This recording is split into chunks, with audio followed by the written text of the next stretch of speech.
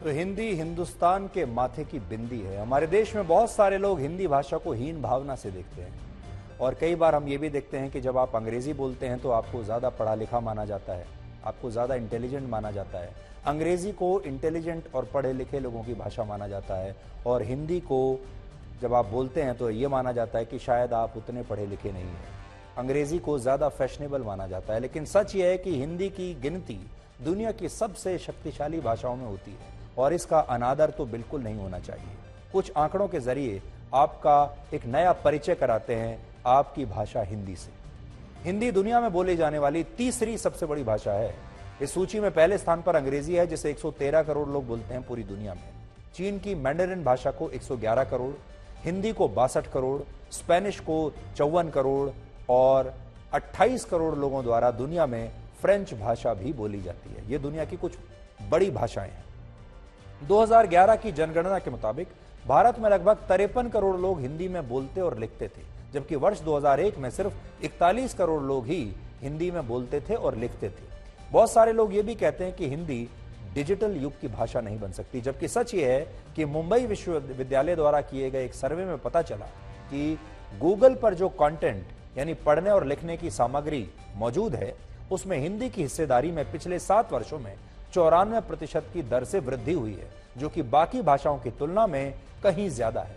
आज गूगल पर 10 लाख करोड़ पन्ने हिंदी भाषा में उपलब्ध हैं। दुनिया के 10 सबसे ज्यादा पढ़े जाने वाले अखबारों में शीर्ष 6 हिंदी भाषा के अखबार हैं।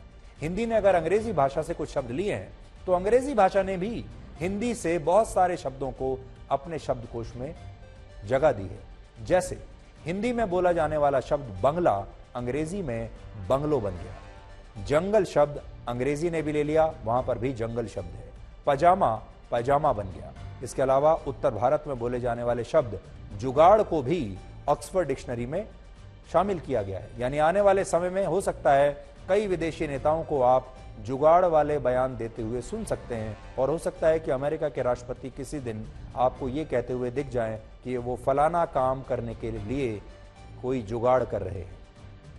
जुगाड़ के अलावा चुप, फंडा, टप्पा, चमचा, छीछी, दादागिरी और चौधरी, ये तमाम वो शब्द भी हैं जो ऑक्सफोर्ड डिक्शनरी में आपको मिल जाएंगे। प्रेम सागर को आधुनिक हिंदी में प्रकाशित हुई पहली किताब माना जाता है। लेखक लल्लू लाल की यह किताब 1805 में प्रकाशित हुई थी और 1930 में दुनिया को पहला हिंदी टाइपराइटर मिला था। हालांकि आधुनिक देवनागरी स्क्रिप्ट 11वीं शताब्दी में ही अस्तित्व में आ गई थी। हिंदी छपाई का पहला सबूत कलकत्ता में वर्ष 1796 में जॉन गिलक्रिस्ट की किताब ग्रामर ऑफ हिंदुस्तानी लैंग्वेज के रूप में मिलता है। हिंदी दुनिया की उन गिनी चुनी भाषाओं में से एक है जिसमें जो लिखा जाता है वही बोला जाता है और हिंदी में एक भी शब्द ऐसा नहीं जिसका उच्चारण उसके लिखने से थोड़ा भी अलग हो।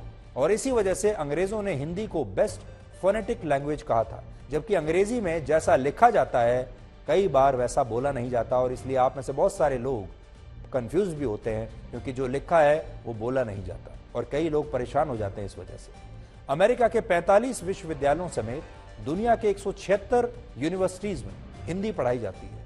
विदेशों में 25 से ज्यादा अखबार और मैगजीन हर रोज हिंदी में निकलते हैं और दुनिया के 150 देशों में हिंदी का अस्तित्व है, जिनमें Germany, Mauritius, Nepal, New Zealand, Singapore, दक्षिण अफ्रीका और अमेरिका जैसे देश शामिल हैं। अटल बिहारी वाजपेयी पहले ऐसे नेता थे जिन्होंने संयुक्त राष्ट्र की महासभा में पहली बार हिंदी में भाषण दिया था। ये बात 1977 की है, जब अटल बिहारी वाजपेयी मोरारजी देसाई की सरकार में विदेश मंत्री थे। हिंदी भाषा के प्रचार प्रसार में हिंदी फिल्म इंडस्ट्री ने भी बहुत महत्वपूर्ण भूमिका निभाई है। हिंदी फिल्मों ने भारत के करोड़ों लोगों के साथ कहानियों का जो संवाद किया, उसने इस भाषा को लोगों के मन में उतार दिया और ये हिंदी फिल्मों का ही जादू है कि अलग अलग दौर में दुनिया के बड़े से बड़े नेताओं ने अपने भाषण के दौरान हिंदी फिल्मों के डायलॉग बोलने की कोशिश की है। तो ये भी हिंदी का एक बदलता रूप है जिसे हमने स्वीकार किया है।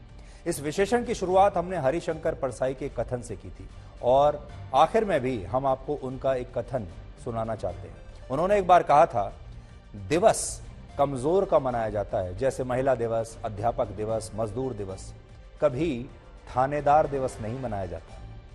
इससे यह सीख मिलती है कि आज हिंदी भाषा को दिवस से मुक्ति दिलाकर इसे दिल में जगह देने की जरूरत है और आज से आपको हिंदी पर गर्व करना शुरू कर देना चाहिए।